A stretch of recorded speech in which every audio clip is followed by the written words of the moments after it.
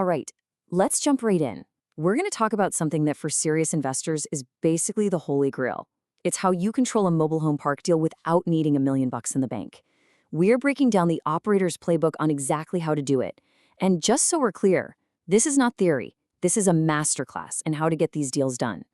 So here's how we're going to lay it all out for you. We'll start with why this opportunity is so massive right now. Then we'll walk you through the exact 5-step system from finding a deal to cashing the check. We are going to get deep into the math, the critical contract details, and then wrap up with the big mistakes to avoid and what you should do like tomorrow to get started. Yeah, and let's be real about what's at stake here. You know, while everyone else is out there in a bidding war for single-family houses or overpriced apartment buildings, this little niche is just wide open. If you're ignoring this, you're literally leaving 5- or 6-figure checks on the table for people who get how this game is played. Exactly, Sarah. And this slide, this picture, really gets to the core of it, right? You're looking at an asset class where they just aren't building any more of them. The supply is basically fixed, and the ownership, it's so fragmented. You've got tons of these parks owned by mom-and-pop operators who bought them 30 years ago.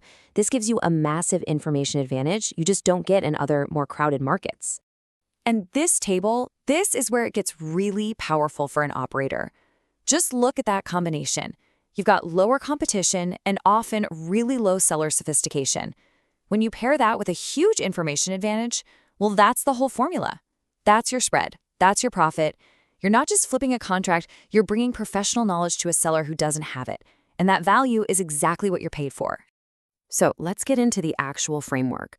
You have to understand, this isn't about luck or a bunch of random tactics. This is a repeatable 5-step system. It's a machine that takes you from finding that first opportunity all the way to the finish line to collecting that fee. And just to be crystal clear on what we're talking about here, this is wholesaling. The best way to think about it is you're a deal architect. Your job is to find that undervalued park, get it locked up under contract, and then you assign or sell that contract to a final buyer who will own it long term. You never actually own the park. Your risk is incredibly small, but your upside can be huge. Okay, so from an operator's perspective, in the trenches, here's what this really means. Step 1 is all about building a lead gen machine. Step 2, that's your filter, so you don't waste time on garbage. Step 3 is all about legal protection. Step 4 is where you cash in on your network. And Step 5, that's you, quarterbacking the closing process, pushing it over the finish line until that wire hits your account. Okay, this is so important. Amateurs will waste weeks, sometimes months, analyzing a deal that was dead on arrival. Professionals, we make a go or no-go decision in about 15 minutes. Speed and accuracy here are literally everything. This is about mastering that initial math. Okay, so everything kicks off with the gross income. It's simple, but it's the foundation for everything else. So let's just use the example here on the slide. You've got 36 occupied lots. The rent is $425 a month. You just multiply that out by 12 months, and there's your starting point. $183,600 in gross potential income. Now, listen up, because this is probably the single most important part of your initial math. You can never, and I mean absolutely never, trust the expense numbers the seller gives you. It's not that they're trying to lie necessarily, it's more like they have selective memory. So as professionals, we use a standard expense ratio, usually somewhere between 35 and 50%. For this park, we use a solid 40%. You apply that to the gross, and you get a real net operating income of about $110,000. Right, so once you have that realistic NOI, you can finally figure out what this park is actually worth to a professional buyer. The formula is really simple. You just divide that NOI by the market cap rate. The cap rate is just the expected return an investor wants for a park in that specific area. So in this case, a 9% cap rate is a good number.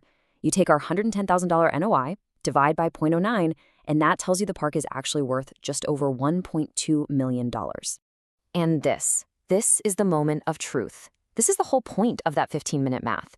You take the value you just calculated, that $1.22 million, and you compare it to what the seller is asking for, $1.05 million. That difference, that beautiful positive spread of $174,000, that is your potential wholesale fee. That's your green light. That's the signal that this is a deal worth chasing. In this quote just nails the point Sarah was making. If you believe a seller who tells you his expenses are only 20%, you are going to overpay for the property, period. It's the fastest way to get yourself in trouble. Always, always, always normalize the expenses with a realistic ratio. All right, so the math pencils out. Now we get to probably the most critical phase of the whole process, locking down the deal. And I need you to understand, the purchase agreement isn't just paperwork, it's your fortress. It is your risk firewall. It's how you control the asset and, crucially, protect your ability to assign it. And we actually have a framework for this. We call it the deal control stack. The whole idea here, Sarah, is that you're building in multiple layers of protection, right? Because if any one of those layers fails, like your assignability clause or your inspection period, the entire deal can just collapse around you.